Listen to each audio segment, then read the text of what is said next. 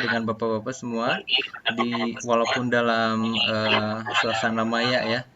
Oke, di pagi hari ini tidak terasa ya kita sudah menginjak hari ke-7 dan insya Allah eh, untuk hari ini kita akan membahas materi baru yaitu tentang kurikulum operasional. Apa itu kurikulum operasional? Nanti kita bahas.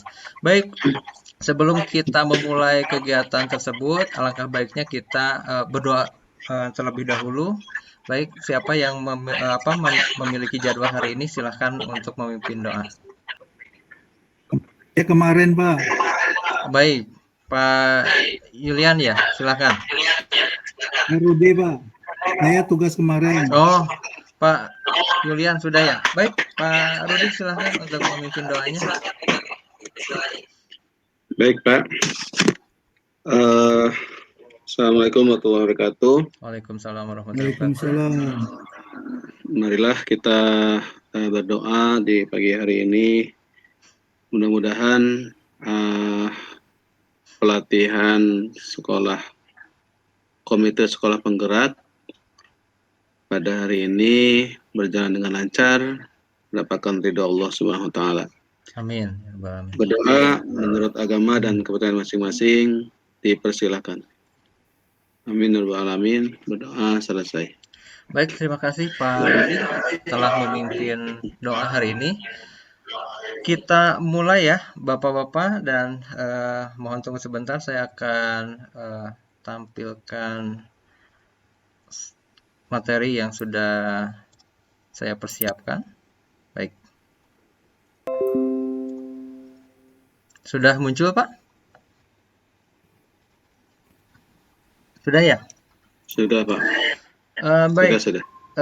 Di sini kita akan mempelajari tentang kurikulum operasional di satuan pendidikan.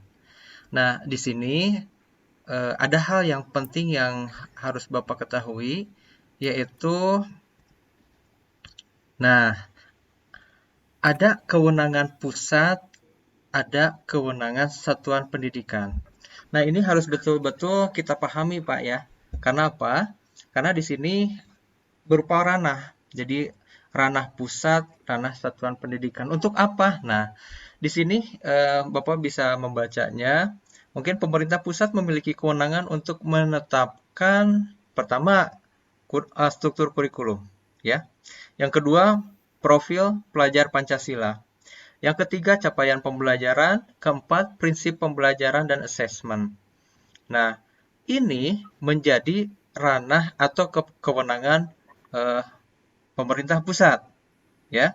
Jadi di sini kita harus tahu, ya, jangan sampai ada ketimpangan atau misalkan ada tumpang tindih kewenangan dengan siapa? Dengan satuan pendidikan atau sekolah. Karena satuan pendidikan memiliki kewenangan yaitu untuk menyusun visi, misi, dan tujuan sekolah, ya, kebijakan sekolah terkait kurikulum, pembelajaran, dan asesmen. Ada hal yang harus Bapak-bapak garis bawahi bahwa di sini ada kebijakan sekolah terkait kurikulum. Nah, ini ya. Jadi maksud di sini pemerintah memberikan kewenangan untuk satuan pendidik yaitu menyusun kurikulum. Jadi setiap satuan pendidikan ya dipersilahkan untuk menyusun kurikulumnya masing-masing.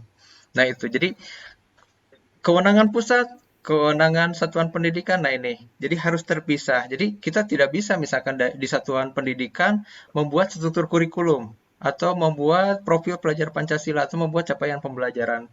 Nah itu tumpang tindih. Jadi sudah ada ya, sudah dibuatkan oleh kewenangan pusat. Nah, kita tahu bahwa yang namanya kurikulum itu fase perubahannya sudah sangat berulang kali ya. Kurang lebih 10 kali lah gitu ya. Kita kan tahu ada kurikulum 94, 2006 ya, ada KTSP, kurikulum tingkat satuan pendidikan.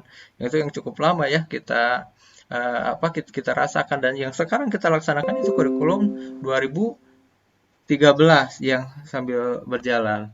Nah, untuk saat ini pemerintah akan memperkenalkan ya. Nah, ini sekarang cikal bakal kurikulum baru, Pak ya. Jadi akan memperkenalkan kurikulum operasional. Apa itu kurikulum operasional? Nah, baik. Sebelum kita lanjut ke kurikulum operasional, di sini memang kalau misalkan Bapak lihat di LMS ya, oke. Jadi ada kita awali dengan, nah di sini ada eh, mulai dari diri. Baik, nih saya sudah merangkumnya. Saya punya beberapa pertanyaan, Pak. Ya, jadi pertanyaan di sini tolong Bapak jawab. Ya, ada 3 pertanyaan. Ini merupakan refleksi awal untuk kita melakukan atau membahas materi tentang kurikulum operasional. Baik ya, Pak. Siap menjawab ya, Pak ya. Ini bebas mau siapa saja dulu ya. Yang pertama, pertanyaan pertama. Apakah Anda terlibat atau dilibatkan dalam penyusunan kurikulum operasional di satuan pendidikan Anda? Baik, silakan. Mungkin Pak Yulian bisa menjawab lebih untuk pertanyaan nomor 1. Pertanyaannya, apakah Anda dengan kurikulum operasional di satuan pendidikan Anda? Ya. Ya, alhamdulillah Pak. Saya termasuk salah seorang guru yang dilibatkan dalam penyusunan kurikulum operasional di satuan pendidikan di sekolah kami, Pak. Itu Oke, jawaban oke. saya, Pak. Baik, berarti terlibat ya Pak ya. Pertanyaan yang kedua, Iya, Pak. bagaimana kurikulum operasional di satuan pendidikan Anda dibuat? Oke, mungkin Pak Rudi bisa menjawabnya. Baik, untuk pertanyaan yang kedua, bagaimana kurikulum operasional di satuan pendidikan Anda dibuat? Ya, di satuan pendidikan kami itu dibuat dengan cara berdiskusi melalui suatu rapat dan melibatkan semua stakeholder yang ada di sekolah. Gitu, Pak. Oke, baik. Jadi seluruh stakeholder ya Pak ya. Ya, stakeholder. Jadi Ya, di sini memang banyak ya guru, kepala sekolah, tenaga administrasi sekolah, ya, komite sekolah, pengawas gitu ya, DUDI, dan banyak lagi yang mungkin bisa terlibat untuk penyusunan kurikulum operasional di sekolah kita ya. Baik, ini yang pertanyaan terakhir. Bagaimana kurikulum operasional di satuan pendidikan Anda terapkan? Baik, siapa yang mau coba menjawab, Pak? Ya, saya lagi, Pak. Boleh, Pak Yulian, silakan. Kurikulum operasional di satuan pendidikan saya dibuat dengan langkah-langkah sebagai berikut. 1. Membuat suatu rencana yang memuat seluruh rencana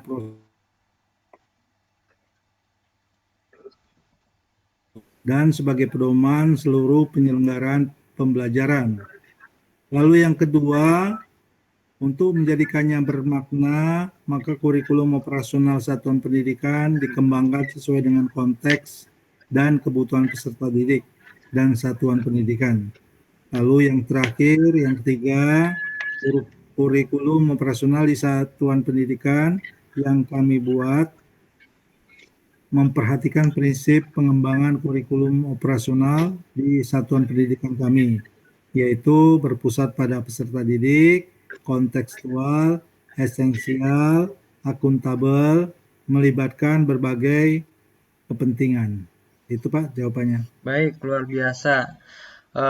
Itu efektif sekali ya, itu cara-cara yang Bapak sampaikan untuk menerapkan kurikulum operasional yang ada di sekolah Bapak. Mungkin ini bisa diadopsi ya sama sekolah-sekolah lain. Baik, Pak, kita lanjut ya ke materi berikutnya. Kemarin kita sudah membagi kelompok ya, Pak. Sudah membagi Ya, kelompok dan kelompok 1 Pak Julian, kelompok 2 Pak Rudi.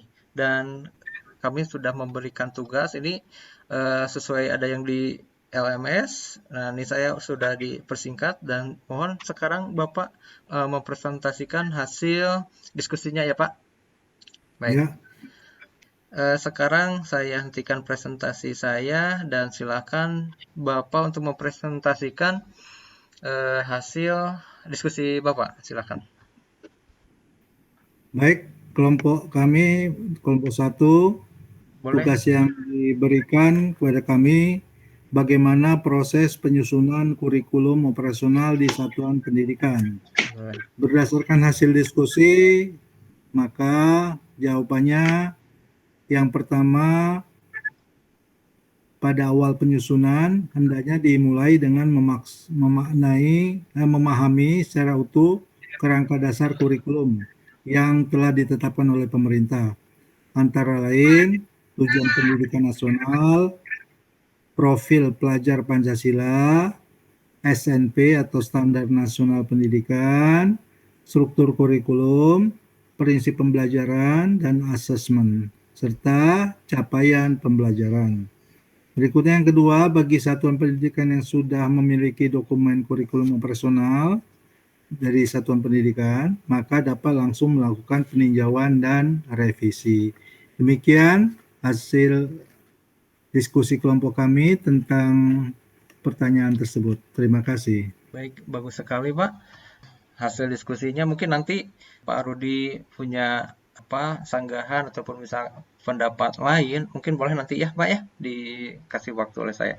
Baik, kita lanjut ke kelompok 2. Silakan untuk mempresentasikan hasil diskusinya, silakan. Bapak juga boleh menayangkan slide Bapak, silakan.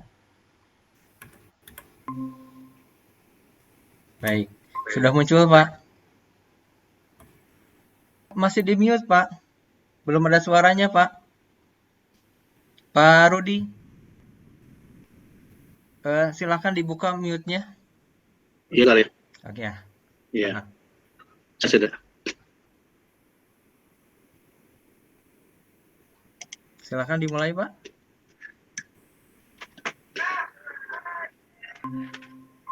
Oke, sudah. Baik.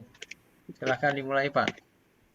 Baik, untuk kami akan mencoba untuk menyampaikan hasil dari diskusi kelompok kami, yaitu bagaimana cara menyusun visi ya. Di dalam penyusunan visi ini, kami melakukan wawancara atau survei terhadap peserta didik, guru, staf, orang tua, untuk mendapatkan informasi sebagai bahan diskusi. Setelah itu dari jawaban mereka dibuatlah keterkaitan ataupun benang merah. Kemudian meletakkan jawaban-jawaban ketiga kelompok tersebut sehingga semuanya terlihat. Kemudian menelisik persamaan dan perbedaannya. Mengumpulkan sebanyak mungkin persamaannya, mengumpulkan persamaan ini, mempresentasikan harapan bersama warga satuan pendidikan. Membahas perbedaan yang ditemukan, kemungkinan apa saja yang membuat perbedaan-perbedaan tersebut. Begitu Pak. Baik. Terima kasih Pak Rudi. Gimana Pak Julian? Apakah ini bisa dipahami? Ya, sudah jelas sekali Pak, Baik. pemaparan dari Pak Rudi. Oke, baik. Terima kasih untuk kedua kelompok yang sudah mempresentasikan hasil diskusinya, dan mungkin kita lanjut ke materi berikutnya ya Pak. Baik. Baik. Nah, sekarang ada sebuah pertanyaan besar ini, ada sebuah animasi ya, ada sebuah pertanyaan di sana di dalamnya.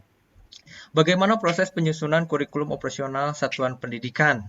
Nah itu ya, ini menjadi pertanyaan yang besar gitu, karena walaupun misalkan ini mungkin bisa disebutkan merevisi ya, atau memaksimalkan kurikulum 2013 gitu ya, tapi pasti ada perbedaannya seperti itu. Nah, ada di sini jawaban. Terlebih dahulu, mari kita pahami kerangka dasar dan struktur kurikulum. Nah, ini harus kita pahami ya Pak ya. Jadi, ada beberapa pertanyaan yang yang mungkin bisa dijadikan patokan buat kita ya untuk menyusun kurikulum operasional. Yang pertama, maksud saya untuk memahami kerangka dasar dan struktur kurikulum ya dalam pembuatan kurikulum operasional. Nah, yang pertama, apa saja yang menjadi dasar panduan kurikulum operasional satuan pendidikan? Itu ya. Terus, yang kedua, apa saja yang ditentukan oleh Kementerian Pendidikan dan Kebudayaan dan apa saja yang menjadi otonomi satuan pendidikan. Nah, ini harus menjadi acuan bagi kita untuk pembuatan kurikulum operasional. Baik, Bapak. Nah, di sini ya, dalam memahami kerangka dasar struktur kurikulum, nah di sini ada beberapa elemen penting yang harus kita perhatikan dan pahami. Yang pertama, ini ada tujuan pendidikan nasional, ya. Jadi tujuan pendidikan nasional di sini maksudnya yaitu menjadi rujukan dalam penyelenggaraan pendidikan di Indonesia, gitu ya. Tujuan pendidikan nasional ini diterjemahkan dalam profil pelajar Pancasila. Yang 6 yang kemarin kita pelajari ya Pak ya. Nah itu. Profil pelajar Pancasila sekarang. Ya, elemen kedua. Profil pelajar Pancasila itu berperan menjadi penuntun arah yang memandu segala kebijakan ya dan pembaharuan dalam sistem pendidikan Indonesia. Ya. Nah, ini termasuk kurikulum, pembelajaran, asesmen, dan perspektif penyusunan kurikulum. Jadi ini harus betul-betul dipahami ya tentang profil pelajar Pancasila. Selanjutnya standar nasional pendidikan. Nah, ini sepertinya kurikulum 2013 ada standar nasional pendidikan. Nah, di sini standar pendidikan yang diacu ya sebagai kerangka dan sudah diterjemahkan pada struktur kurikulum, Pak. Prinsip pembelajaran dan asesmen serta capaian pembelajaran. Nah, itu.